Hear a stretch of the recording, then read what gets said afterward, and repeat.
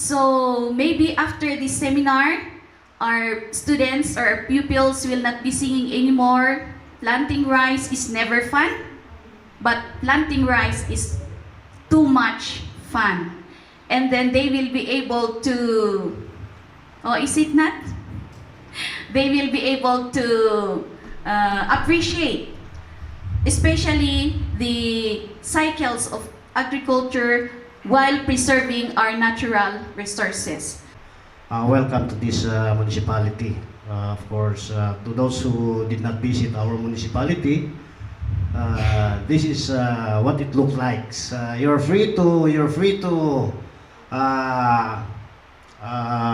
visit whatever you want to visit because this is a peaceful municipality. You're very much safe, even without any bodyguard or any security, because it is my own observation. Because for me, a mayor, I always go home late at night, but never encountered such. You have the rich history related to rice terraces. So we are outsider, but that's why. But we want to teach you, the teachers, how to teach, how to let your student to find out that it's existing, but to find out the new value for young generation of your rice terraces through theater. I would like to say thank you very much for choosing IFSU Hapao Campus, Hungduan, as your venue for this program, for this training. I understand that this training is a special one, an innovative one. Instead of lecturing in class, you're going to do it through theater making. So it is very innovative. Okay, good morning everyone. We are the team for the facilitation for the 5-day workshop. And my name is Setsu Hanasaki. I am the main facilitator of this workshop. I am really excited to working with you. Yuri. I'm Nori. Nori? I'm Setsu. I'm Lynette. I'm Bruce.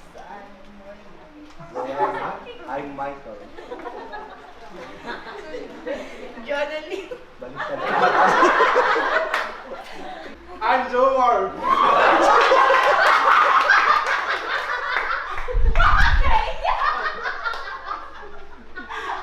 I'm Faith.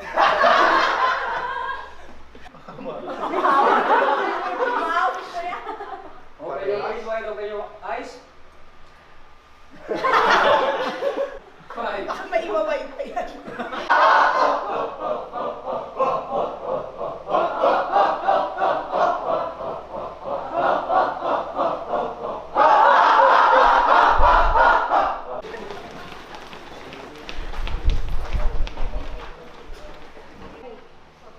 Inhale. Exhale. This time I want you to break this whiteboard. Inhale. Exhale.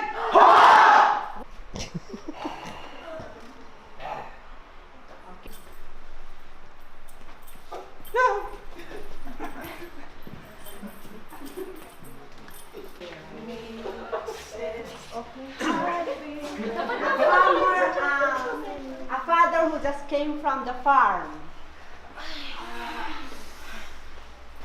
And you're very tired from the farm. How do you want it? I'm away from my parents because they are working in Lagawe, and they asked me as the first child to stay with my grandparents, and with that I have witnessed how they perform our rituals regarding the agriculture in the rice terraces. After, of course, working in the fields, we have also the cleaning system. My experience is to haul the kamote into our place. And for the first time, in carrying the, we call it the balyag for the boys, kayabang for the girls. For the first time that I carry that, because of lack of experience, all the kamote in that balyag, niwili ang karoon na, nilirlim di English na.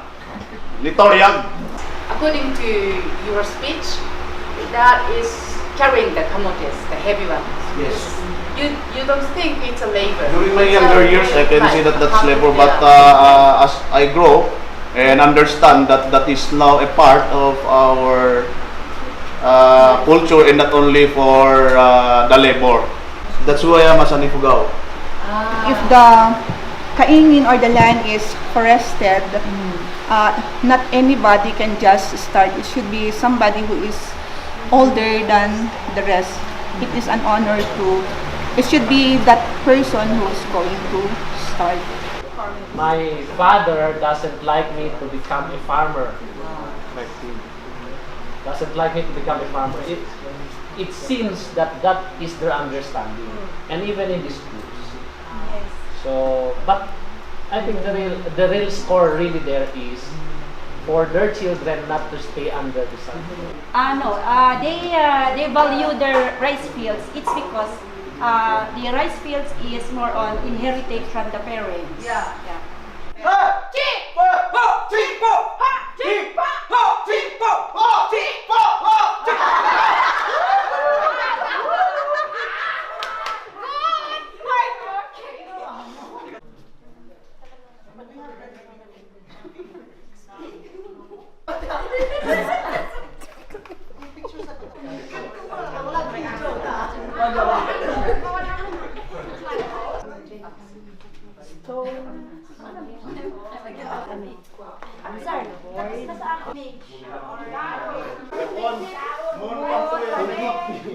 Create na image. Yeah, sasabi in farming.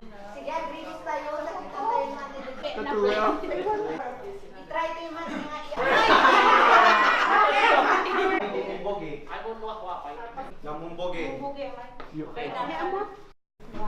Yeah, or the memories you have in your group. Pick one, just one, and then try to can you create a image? But I just tell you how to create. How can you create this image? Could you? But he now I'm asking this person. This is the person who is making.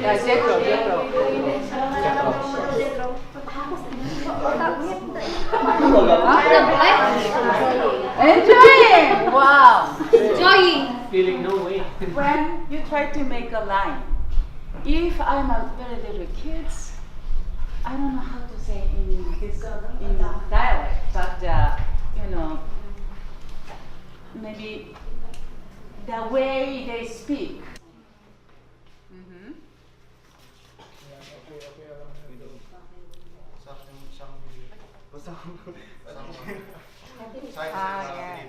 Yes.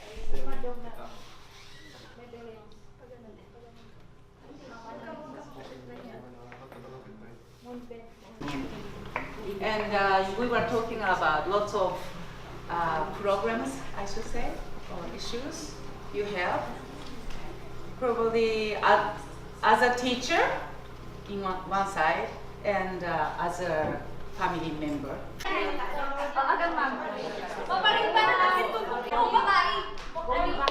Tutuloy ka!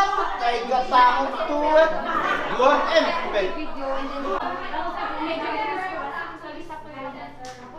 Sige. Ako na. Ay, Tohan! Maraming tao, Banaue tayo!